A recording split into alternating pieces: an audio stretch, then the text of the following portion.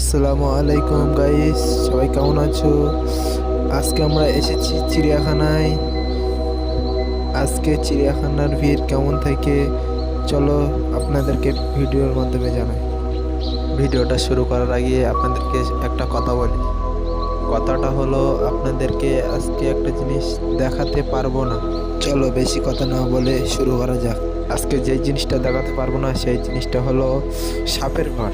সাপের ঘর বন্ধ থাকবে, সাপ দেখানো যাবে না। চলো শুরু করা যাক। আজকে তারিখটা বলে দিই, 14ই ডিসেম্বর 2025।